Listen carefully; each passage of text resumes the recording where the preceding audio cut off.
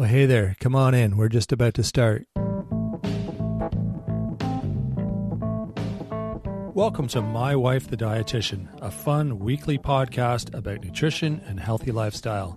I'm Rob, and together with my wife Sandra, we invite you to join us on this informative and entertaining journey through the complex world of healthy eating. Join us each week as we strive to help you with transforming your overall health and relationship with food through up-to-date, evidence-based nutrition information. Hand sanitizers and antibacterial products have exploded in the market over the past few years.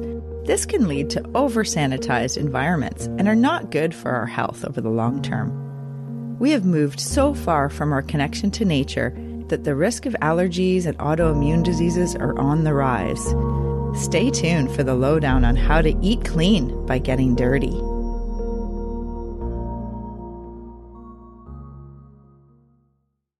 Enjoying the show? You can help others find it and enjoy it too by giving us a 5-star rating or review.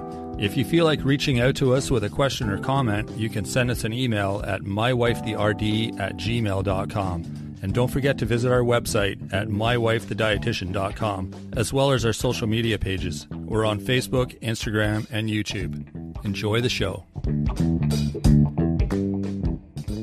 Welcome to My Wife the Dietitian. Hello, Sandra. Hello, Rob. How are you? I'm okay. How are you? I'm good. Hey, have you heard about the Hygiene Hypothesis? No. I haven't. An over-sanitized environment can actually increase your risk of allergies and increase the incidence of autoimmune disease. Okay, I've heard that. I just haven't heard that term, hygiene hypothesis. That's what that refers to? Hey, is being like a super clean. Super clean Can create super bugs. What's it called? Being a germophobe.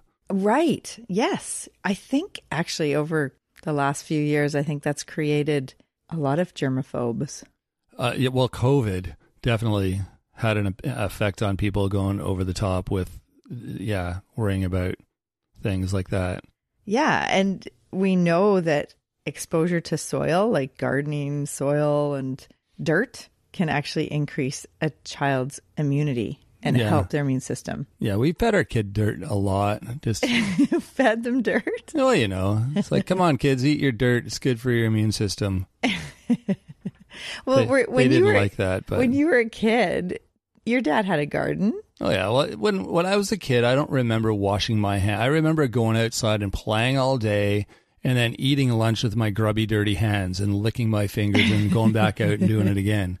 That's just how we grew up. And nowadays, people are like, you got to wash your hands like every 5 minutes in case you got a germ on it in between. It's crazy. Yeah, yeah. Well, why are there so many allergies these days? I don't know. That's right. People are allergic to everything. I know, because their immune system hasn't been educated. Because a child's immune system has to be educated with exposure to different bugs, like bacteria and viruses and pathogens, right? And exactly, good bugs, bad bugs, all of them. So yeah, it helps an immune system to learn what is benign and what is important to fight against. And it's important, just like I was just thinking about when you were growing up and your dad had a garden or your parents had a garden, and if you pull a carrot out of the garden and you just kind of you rub it on your leg and then you eat it. Exactly. Yeah. Or the kale in our garden. What do? We shake it off and eat it. Yeah, we just pick the leaves and eat them and throw them over to the chickens. I picked an apple out of our tree the other day and gave it to the kids next door, and they looked at me, do I have to wash it? I'm like, no, you don't. It's like there's nothing to wash off of it. It's nature. I just picked it right off the tree, and unless you want to wash my fingerprints off it, but fingerprints. That's probably good for your immune system too. Yeah. So yeah, I mean, we've come so far away from the natural state with our society and our culture that our health is paying the price, because there is a lot more allergies out there. There's more problems with autoimmune diseases, and they can be linked to the fact that we can be too clean and too sanitized and use antibacterial everything and kill all the bugs. Mm-hmm. Yeah. And I did a group with a prenatal group recently about gardening and gardening with your kids, and the whole issue around the importance of food security and food sovereignty. And if you want to eat clean, get dirty. Exactly. Yeah. Because then you're actually exposing yourself to the soil and the dirt and all the different bugs and the different bacteria and viruses. And you know what's cool? Our place there where we camp in the summer, our neighbors there have a garden, and it's their camping spot. It's not where they live. They're there once in a while, but they have a garden just so that they can have fresh food when they are there. There's tomatoes and there's kale. All the herbs, like oregano. Yeah, Sandra's always in there stealing their stuff. I've planted a lot of that years ago. I mean, it's the perennial ones, like the herbs that come back over time, which is so awesome because they just keep growing. But it's such a great idea. I mean, my point is that we all should have, at least a pot on your deck or on your balcony or on your front porch growing some tomatoes or lettuce or something. Like, it's not hard. Yeah. And seeds are so cheap, like worst case scenario, they die. Mm-hmm. Best case scenario, you got free food. Yeah. Or even buy the seedlings, like the little plants that are already starting to sprout. Mm-hmm. Yeah. We had an episode, Nutrition Nuggets 27, last summer on tomatoes, which was delicious. Oh, yeah. Tomatoes are so good in the summer. Fresh, big, fat, bright red tomatoes. Yeah. Oh, so good. Oh, yeah. So, what are some of the benefits to kids gardening? Well, I think one of the benefits isn't even health related. It's more understanding where food comes from and watching the whole process of how real food is created. It's not bought off a shelf in the store. I mean, it is, but that's not where it started, and for kids to understand, you take a seed and you plant it in the ground and you nurture it and you water it and and then this food pops up, however long later, and then you eat it. That's understanding that whole process. And that's life in general. That's how life forms in most cases. So it's a really good lesson. Plus, once you taste it, then you know what real food tastes like too, compared to like a tomato that you grow in your garden, what it looks like and tastes like compared to the usually the tomatoes that you find in your store, which are really like pale looking, and they're just so different.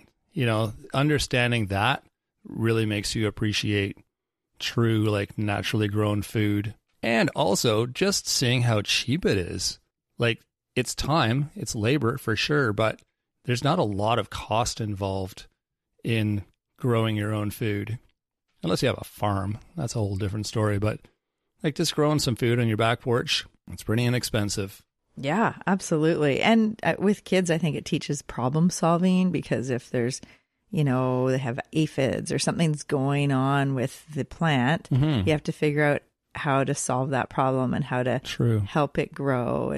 And to your point about nurturing and watering and watching the plant grow, when they take that pea off the plant, they're probably not going to waste it. They'll probably eat every part of that pea and not just throw it away. Yeah, that's theirs. They grew it. They're not going to just and you see disrespect it. Exactly. The time and effort and energy that goes into every piece of fruit or vegetable or food that you're eating from the ground, because it's a huge, long process.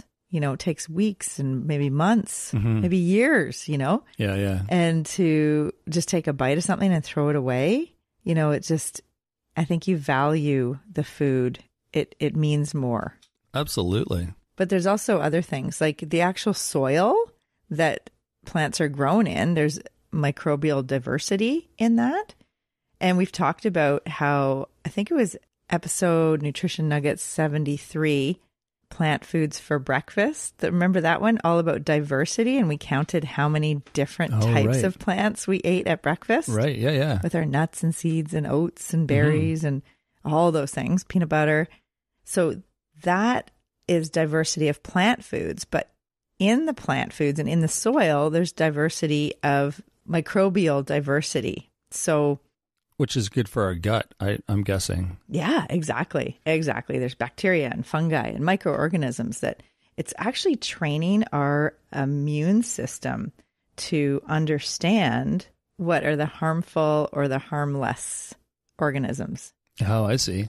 So if a carrot is grown in my garden, will it have different, like, because it's different soil in, say, the neighbor's garden, will it have different characteristics in the actual carrot, do you think? Oh, Probably, you right? You always ask the, great questions. Oh, there you go. Wow. Yeah, I would think so, because, I mean, the makeup of the soil is different, right? That's the other thing. And, I mean, that's why everyone always says, look at where it's grown. It's more when you're thinking about commercial produce, I think, like what kind of, have they sprayed, like that kind of thing? What environment was it grown in? Right. Right? Yeah. And a lot of times, I mean, just increasing the amount of vegetables and fruits in your diet can improve your health overall.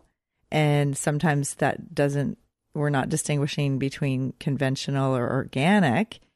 But as you mentioned, I mean, you want to kind of know what's on my food and do I need to wash it? So with the kids next door, they didn't need to wash that apple because there's no chemicals on it. You just prune the trees every year, and that helps keep the trees healthy and then the fruits healthy, because we don't get infestation of different bugs and things, because there's no diseases happening because you take care of the trees. Right, exactly. So that might not be the same for other people's gardens or trees, like fruit trees, because maybe they have tent caterpillars or maybe, whatever. But I know that you put a lot of time and energy into. I think some people do too much.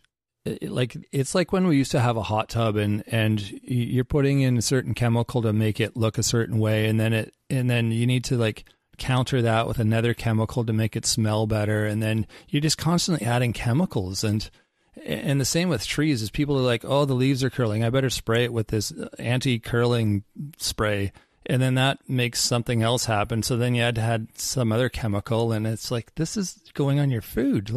It's so crazy. It's interesting because it's similar analogy with medications. A lot of times, absolutely, people take a medication and now this medication causes constipation, so I have to take another a laxative to help with this, and that causes that. So, now I have to take this. So the more natural state we can get to, we are part of nature and we always have been. So just think of that, what is disrupting your system? And if you look at your medicine cabinet, and if you're taking different medicines like NSAIDs, like ibuprofen, or different pain killers, a lot of times over the week, that can actually affect your gut microbiome, and that can disrupt things. So, I mean, this is we're getting on tangents here for sure, but our immune system is, our gut is a big part of our immune system, and there's so many things that can affect our gut.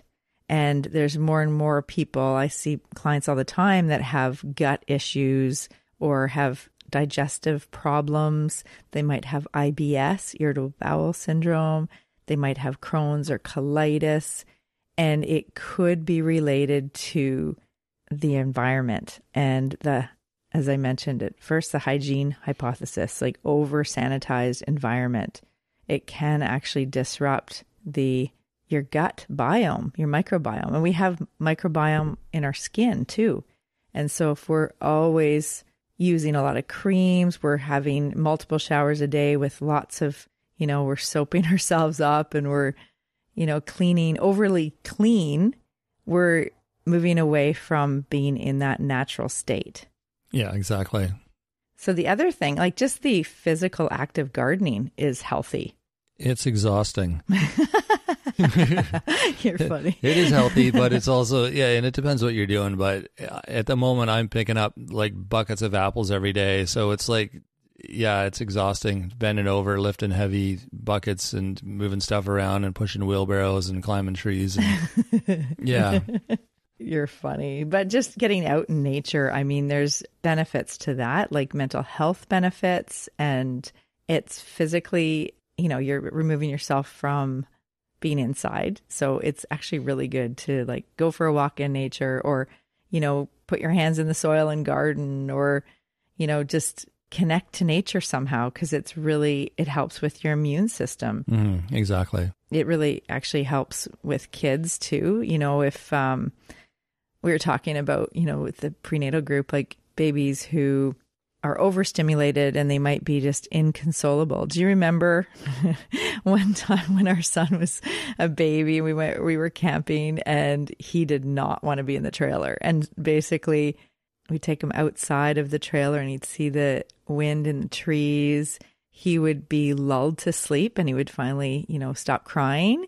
And you ended up having to sleep outside on the lawn chair with him all night because he would not go in the trailer. Yeah, that was awesome. He slept all night. I did not. Right.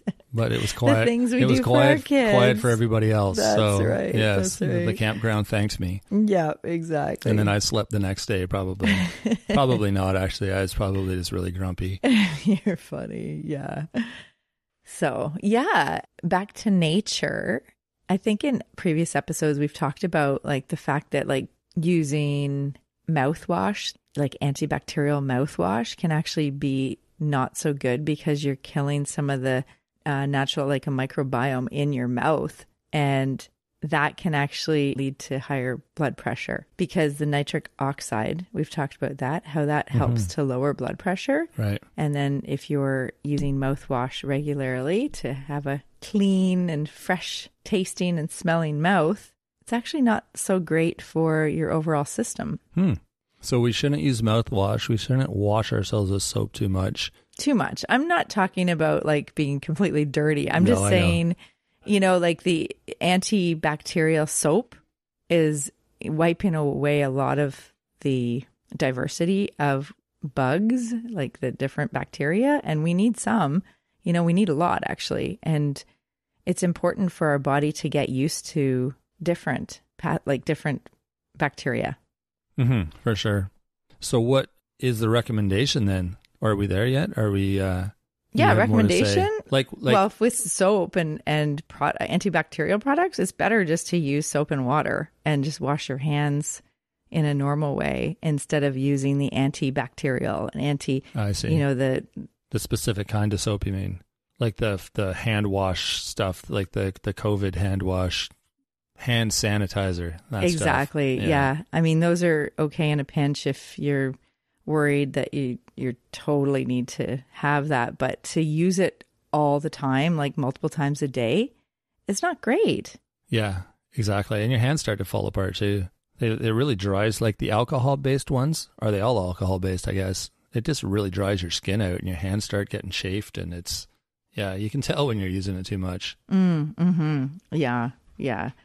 So yeah, it's good to just, if you think back to the connection to nature, eating more of Mother Nature's foods. Well, we always end every episode by saying that. It's that constant message of eat real food. Whole, unprocessed, however you say it. Minimally processed. There you go. Whole, You've got this spiel. It rhymes off your tongue like you say it all the time. Whole, minimally processed foods, Mother Nature's something or other, and do that more. Also, farmers markets, going to farmers markets, having maybe a food box program like a CSA, community supported agriculture in your community. If you can get a food box regularly, you're going to be getting whole, minimally processed Mother Nature's food right from the ground of the tree. Yeah, and you're supporting local. You're supporting someone who's probably a mom and pop or an entrepreneur that is... Yeah, that's their gig. So help them out. Producing food, exactly. Just, they're growing food. We need more food sovereignty. We need more people, more farmers, more people growing food. So if community members supported their local food growers, then that strengthens the food systems. Absolutely. So we're not as reliant on the major chains and the grocery stores for all of our food. Exactly. You know, that when there was food shortages and production chain disruptions years ago, people who had chickens, who had their own garden, who maybe had a greenhouse, hothouse, it didn't really affect them as much because they have food sovereignty. Mm-hmm. Yeah, true. And it's really good. It's good for not only the farmer, but also the community. The other thing with, we're going back a little bit, the antibacterial products, it can, I mentioned it disrupts the microbiome because it reduces diversity of the beneficial bacteria.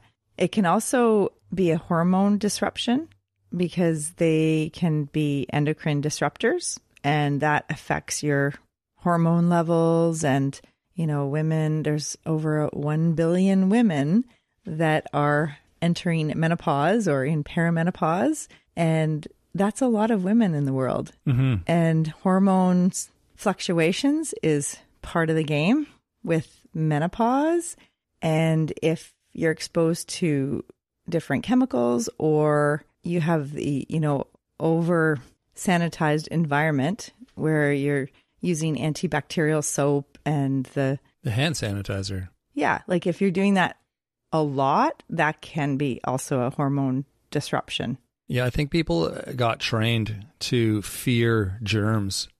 Like I said, especially during COVID, like we were constantly, everywhere we went, we had to wash our hands, and everything you touched, you had to wash your hands or disinfect them. And that sort of stuck with us. And it's a little bit overkill. Well, it can actually increase risk of antibiotic resistant bacteria. Okay. So it can lead to superbugs. There's a few other episodes that I want to point people in the direction of to maybe look back on and listen to. Is All right. Nutrition Nugget 72 is why greens are so important. So because that kind of helps get a better picture of why do we always talk about greens, and why do you hear that you got to eat your leafy greens? Right. So that's a good one to listen to. Episode 100, we talked about benefits of superfoods. And I think when people hear superfoods, they think of some kind of supplement or something synthesized into a capsule or into a powder, or, you know, something you buy in a health food store. But in that episode 100, it's the superfoods in our garden and the superfoods in the produce section. Or at the farmer's market. Yeah, exactly. Or your neighbor's garden. That's right. Yeah. So those are the foods that are going to help keep your microbiome, your gut microbiome strong, and also help keep you healthier, because you're going to be able to eat foods that are whole and minimally processed and don't have a lot of additives, flavorings, preservatives, sugars added, all of those foods that can impact your health over time. There you go. Any final thoughts? What do people do with this information? What's the take-home message? Go to the farmers markets, support your local farmer or person with the CSA box in your community. Start your own garden. Have just a planter box on your balcony. Yeah, and just be more aware maybe of how often you're washing and why you're washing your hands, and some of the products that you're using maybe, and is it really necessary to be antibacterial and antimicrobial and anti. Do we need all those different products? A lot of them are like sold like the fear-based marketing too, right? So it's, you know, that's I'm sure a whole other thing, but just be aware of both sides of the coin. Yeah, and you can just use soap and water to wash your hands, and get your kids to wash their hands with soap and water. Exactly. And washing your produce is a good idea when you come back from the store. If you don't know where it's originating from, it's a good idea to wash, especially if you're going to eat the skin too. Yeah, that stuff's probably touched a few hands from its origin. in Mexico or wherever it was grown until it got to your local store. It's, literally gone through a few sets of hands. So you might want to wash those, but picking an apple off your neighbor's tree is, a different story. Well, it depends. You don't know if they've sprayed it or what. That's the other thing, right? And I think we've mentioned this. I think it was in the episode with Meredith on food waste, episode 68. We talked about the fact that the imperfect produce and imperfect produce doesn't look as beautiful or perfect. But a lot of times if the plant has been eaten by, pests or different bugs, it actually is a stronger plant, and it actually has stronger phytochemicals, plant chemicals that are natural antioxidants for us when we eat them. So there is actually some benefit to eating foods that aren't perfectly beautiful, that they could actually offer benefit to us. So the stronger plant defenses. Awesome. Well, thanks for sharing that. Thanks for joining us today. If you like the show, share it with your friends and let them know that you're learning a ton of stuff and you're feeling better and getting healthy. And my wife, the dietitian, has been part of that journey for you. You can also rate and review the show. That's super helpful for us and also for helping other people find the show. You can check out our website as well if you want more information about what we do. We've got a great blog on there with lots of great articles. We've got a weekly newsletter you can sign up for. We've got some other giveaways on there as well that you can get, little freebies and that sort of thing. And we'll be adding more all the time. You can email us at mywifetherd@gmail.com if you have questions, ideas for the show, things you'd like us to talk about, that sort of thing. Or if you just want to say hi and tell us how much you like the show, that's always welcome as well. You can find us on social media as well. We are on Instagram, Facebook, and YouTube. You can comment there. You can just give us a like or subscribe or join or however it works on each of those platforms. That's all super helpful and keeps you connected, keeps you up to date on what we're doing. We'll be back on Wednesday with Nutrition Nuggets.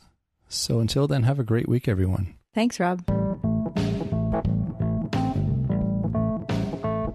Thanks for joining us today on My Wife, the Dietitian. If you like what you heard, don't be shy. Leave us a comment or review, and be sure to share our podcast with your friends. If you'd like to hear more, hit that subscribe button. You can also follow us on our social media pages for updates, episode trailers, and other odds and ends. For more info and links on what we discussed on today's episode, check the show notes. We'll be back next week with another informative and fun-filled episode.